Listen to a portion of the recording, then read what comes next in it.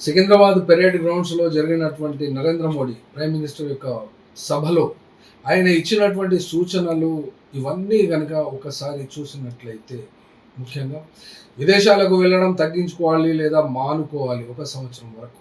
ఆయన చెప్పినటువంటి కండిషన్స్‌లో బంగారం కొనవద్దు ఒక సంవత్సరం వరకు. అనగా తులము, 2 తులాలు చిన్న కుటుంబాలకు సంబంధించి బంగారం ఇవ్వడమే, కొనడమే ఇబ్బంది అనుకున్నటువంటి పరిస్థితుల్లో పెట్రోల్, డీజిల్ యొక్క వాడకాన్ని తగ్గించి పబ్లిక్ ట్రాన్స్‌పోర్ట్ మరియు మెట్రో వాటిని మాత్రమే వాడాలి. మంచి నూనె తినడంలో ఉండేటువంటి మంచి నూనెను కూడా తగ్గించుకోవాలి.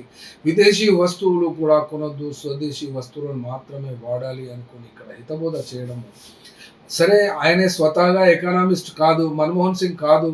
అట్లాగే ఇప్పటిదాకా భారతదేశాన్ని పరిపాలించినటువంటి ప్రైమ్ మినిస్టర్స్‌లలో ఎవ్వరూ చదువుకున్నంతగా కూడా ఒక్క మినిమము కూడా ఈ మాత్రము చదువుకున్నటువంటి వ్యక్తిగా ఈయనకు స్వతహాగా వచ్చినటువంటి ఆలోచనలైతే కాదు. ఎందుకంటే ఇప్పటివరకు ప్రధానమంత్రులుగా పదవులలో ఉన్నటువంటి వాళ్ళు చాలా ఎక్కువగా చదివినటువంటి వాళ్ళే. ఇప్పటివరకు ఈయన డిగ్రీకి అడ్రస్ లేదు, గల్లంతు. ఇప్పటి వరకు కూడా అది సస్పిషియసే. కాబట్టి ఆయనకు రాసిచ్చినటువంటి స్క్రిప్ట్ను మాత్రమే చదివారు. కాబట్టి ఒక ప్రశ్న సూటిగానే అడుగుతాము. 150 కోట్ల మందిని ఇబ్బంది పెట్టడము కంటే ఇవన్నీ వస్తువులు విదేశాలకు పోవాలి, పిల్లలు భవిష్యత్తు కోసం విదేశాలకు ఇక్కడ అప్పో సప్పో చేసి అమ్ముకొనో భూములో జాగలు అమ్ముకొని అప్పులు చేసుకొని బ్యాంక్ లోన్లు తీసుకొని పోవడానికి చేయకూడదు. మరి పెళ్ళిళ్ళు చేసుకుంటే బంగారం కొనకూడదు. మరి ఫ్యాక్టరీలకు, ఆఫీసులకు పోవాలంటే వర్క్ ఫ్రమ్ హోమ్ చేయాలి అనేటువంటి ఉద్దేశాన్ని, ఏ పని ఉన్నా కూడా డీజిల్, పెట్రోల్ లేనిది నడవదు.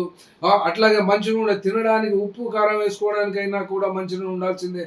మరి విదేశీ వస్తువులు కొనొద్దు, నువ్వే విదేశీ వస్తువులు ఒంటి నిండా వేసుకొని తిరుగుతుంటారు పిఎం గారు. అయినా ఇక్కడ ఒకటే ఒక ప్రశ్న సూటిగానే, 150 కోట్ల మంది బాధపడడం కంటే నరేంద్ర మోడీ వల్ల అయితలేదు ఈ దేశాన్ని నడిపించడం, కాబట్టి స్వతహాగా రాజీనామా చేసి పక్కకు తప్పుకొని నా వల్ల కాదు అని దండం పెట్టి చెప్పి ఆ యొక్క తనకున్నటువంటి బేనామీలతో చదువుకొని పోయి బ్రతికి బీజేపీలో సమర్థులైనటువంటి వాళ్లను ఈ యొక్క దేశాన్ని అప్పగిస్తే తప్పేమిటి? ఆర్ఎస్ఎస్ వాళ్ళ అనుమతి ఏమైనా కావాలా? లేకుంటే బీజేపీలో ఉన్నటువంటి క్వాలిఫైడ్ వాళ్ళు లేరా అనబడే ప్రశ్నే సూటిగా అడుగుతున్నాము, సూటిగానే చెప్తున్నాము. 150 కోట్ల మందిని దయచేసి బాధ పెట్టకుండా మీరు మీకై మీరే వదిలిపెట్టండి. ఈ యొక్క ప్రధానమంత్రి పదవిని వెళ్ళిపోండి అని మేము ఖచ్చితంగానే చెప్పగలుగుతున్నాం. ఎందుకంటే 150 కోట్ల మందిని మీరు ఇబ్బంది పెట్టవద్దు.